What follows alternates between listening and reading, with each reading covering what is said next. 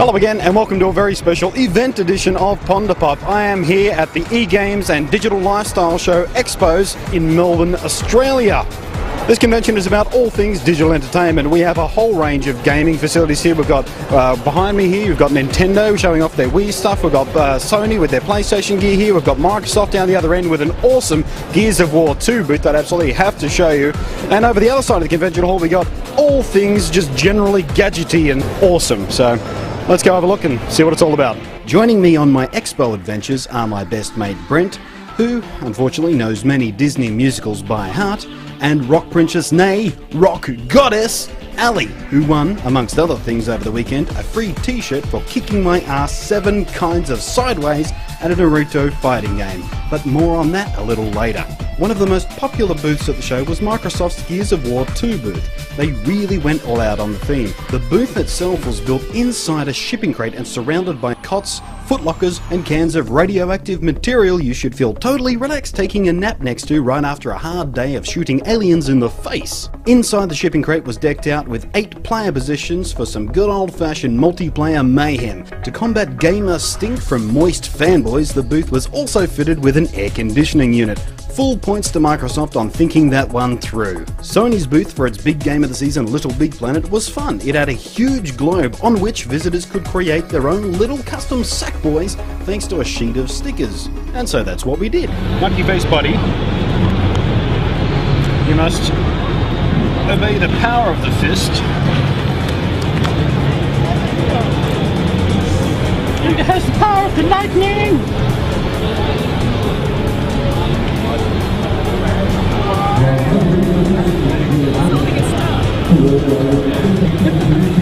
Like a deer in headlights. A shuriken in his skull.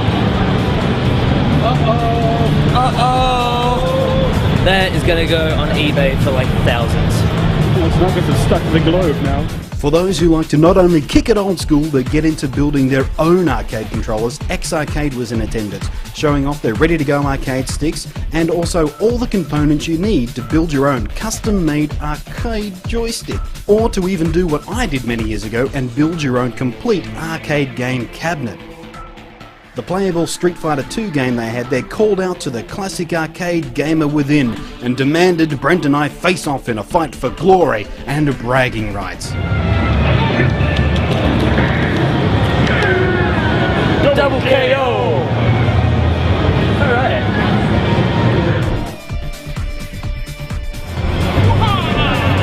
After his tragic loss to me, Brent decided to re-establish his masculinity in the best way he knew how, with a very macho game of Sony's new iToy camera game, Pom Pom Party. To be fair, it was still way less gay than waggling a little sword around in a futile attempt to fend off cartoon spiders. And that's when cute little Ali shamed both Brent and myself by displaying her finger-crippling skills on Guitar Hero. In fact, her chord-crunching, strummer-slamming mightiness rocked so hard, she was invited to participate in the Tech Time rip-off Guitar Hero competition running at the event.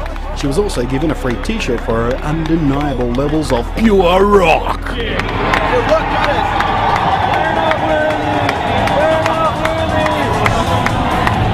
Realising that challenging Ali in Guitar Hero would only lead to my crushing and utter defeat, I challenged her to battle in a game neither of us had played before, a fighter based on the hit anime Naruto. The first round went to me after I somehow fluked some kind of super rage attack thing.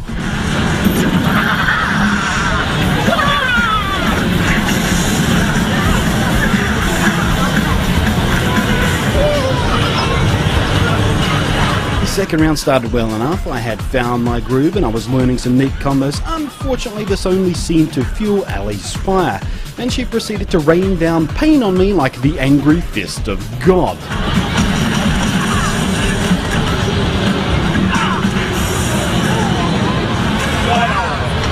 Best of 3, the winner gets a Naruto t-shirt.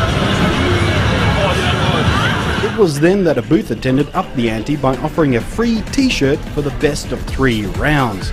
The final round was hard fought by both sides, and for a moment it seemed like I was going to stride away one t-shirt richer, but Ali's competitive streak kicked in, and then my face was also kicked in.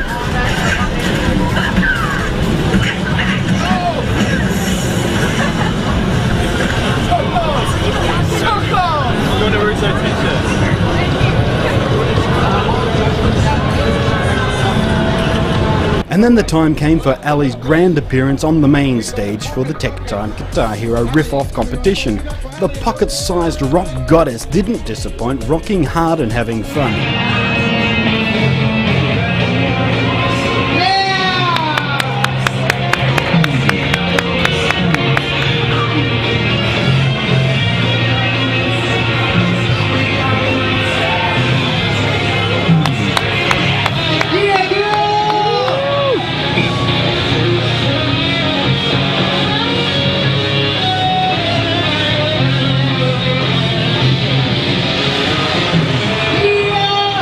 You'll be able to see the entire competition unfold in a future video, but for now, let's just say Ali walked away with yet another hard-earned prize, and one hell of an adrenaline buzz that kept her smiling for the rest of the day.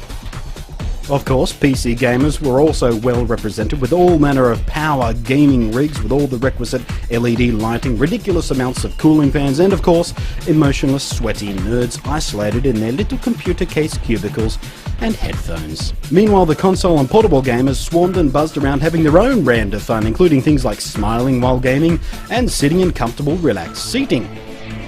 Apparently wearing a skirt was a requirement at the SingStar booth, regardless of gender. EA Sports went all out on their FIFA booth, which was actually a complete separate self-contained area full of a whole bunch of gaming stations and an inflatable indoor soccer pitch. Naturally, cheerleaders were essential, and also at least one person who shows nothing but disregard and hatred for the normal laws of physics that should be acting on soccer balls.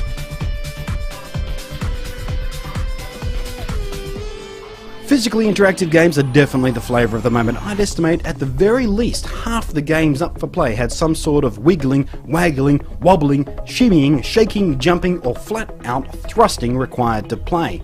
Meanwhile, I still found the slightly older school physically interactive gaming via force feedback steering a little more attractive.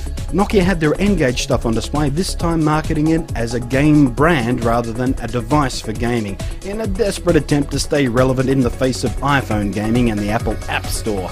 Good luck with that, Nokia. I loved you once, but you got old and senile. Speaking of old and senile, classic gaming, old school style, not Xbox Live Arcade, not Nintendo's Virtual Console, but the really real old school experience. Featuring game devices and handhelds which are older than most of my audience, and of course the classic pinball and cocktail style arcade cabinets. Back to EA again, and another chance for two mates to beat one another mercilessly. Facebreaker for the Wii was fun, and certainly more responsive than the Wii Sports Boxing variant, but still felt a little bit random and inaccurate controlling it with the Wii sticks. It's fun though, I can see it being a good party game.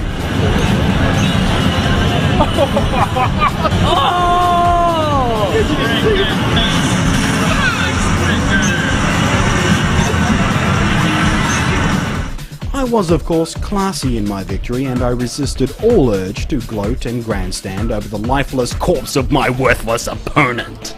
At the same booth, EA's Skater game using the Wii Fit board was much more fun, and it felt like an ideal fit of technology, but I worry that the urge to stomp on the Wii Fit board for kickflips and the like may wind up breaking it, and I'm not sure how much replay value there'll be once the novelty wears off.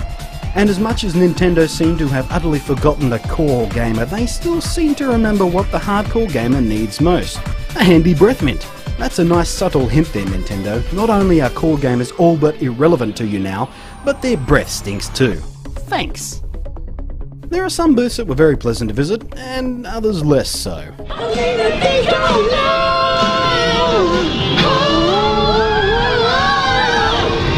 It's safe to say I had an absolute blast at eGames and the DLS Expo, and I plan on coming back next year for even more.